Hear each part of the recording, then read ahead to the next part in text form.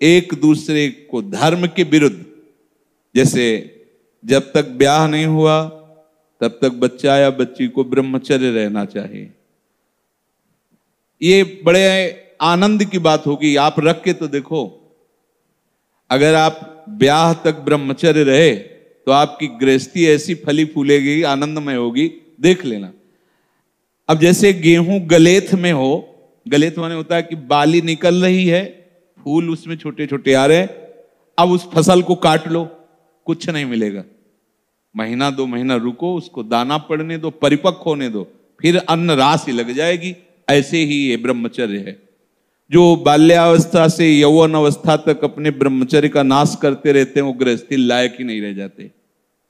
मतलब वो बात नहीं होती जो जीवन में होना चाहिए, गृहस्थ धर्म के लिए अनिवार्य। तो जो बच्चा और बच्ची ब्याह नहीं हुआ तब तक ब्रह्मचर्य का पालन करे, और जब ब्याह हो जाए तो पहले तो ये था कि नाव चले जाते थे, गांव के नाव ठाकुर, वो ब्याह तय कराते थे। ना बच्चा देखता था ना बच्ची देखती थी। कितना निष्ठा, कितनी श्रद्धा। पाणी ग्रहण के समय भले वो देख ले कि फोटो वाला जमाना ही नहीं था,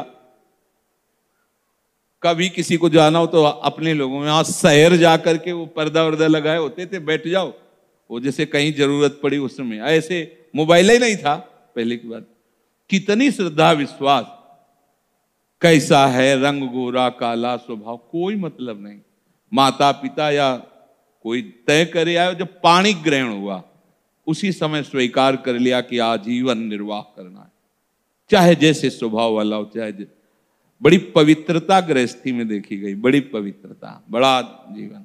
तो यहां तक मर्यादा, लोग इसका मजाक उड़ाते हैं। मजाक तो तुम्हारा उड़ रहा है, देखो ना, देखो ना, मजाक उड़ रहा है तुम्हारा। तुम्हारी क्या स्थिति है, क्या स्थिति है, अपने आप देखो तो आप खुद अपना मजाक करने लगोगे कि हमने अपना जीवन मजाक बना दिया। धर्म में सामर्थ्य होती है, धर्म में बहुत बड़ी ताकत होती है। ये जो बच्चे खिलवाड़ करते हैं या जो लोग खिलवाड़ करते हैं जानते नहीं। उसमें लिखा है कि जो स्त्री शरीर पर पुरुष से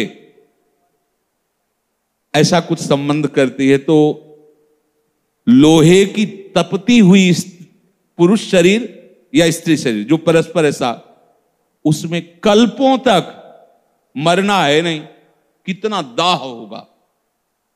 रामचरितमानस में भी लिखा है, पति वंचक परपति रति करई, रौरो नरक कल्प सत परई। जो अपने पति की वंचना करके, धोखा देके किसी और पुरुष के साथ ऐसा व्यवहार करती है तो बोले 100 कल्प तक रौरो नरक में पड़ती है। ये शास्त्र झूठे नहीं है। 100 कल्प तक रो। अगर तुम्हारे भाग्य में कहीं ऐसा पति है कि भाई लंगड़ा हो गया है, उसकी आंख खराब हो गई है, सुनाई नहीं देता है, वो रूपवान नहीं है, तो मिला तो तुम्हारे प्रारब्ध से ही है ना। तो अंध बधिर क्रोधी अति दीना, ऐसे उपति करके अपमाना, नारी पाव जमपुर दुख नाना। मान लो रूपवान नहीं है, अंधा बहरा कैसा भी, भगवान की विधान से वैसा, उसे भगवान मान करके मानो, आराधना पद्धति से चलो।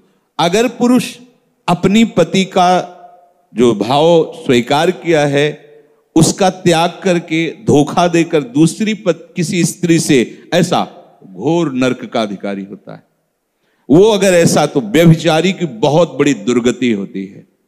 तो ऐसा कोई न समझे कि हम पर स्त्री गमन करके गोपाल शास्त्र नाम कर लेंगे तो पाप से बच जाएंगे। बकाया सामर्थ्य इतनी है कि अगर आप आज तक गलती हुई ऐसी और आज से स्वीकार करो कि अब लो नशानी अब ना नशो, और आप भगवान नाम कीर्तन करो, गोपाल शास्त्र नाम कीर्तन करो, तो निष्पाप हो जाओगे। वो पाप आपको भोगना नहीं पड़ेगा। पर अगर आगे फिर कर दिया तो पीछे का ब्याज सहित जुड़ जाएगा।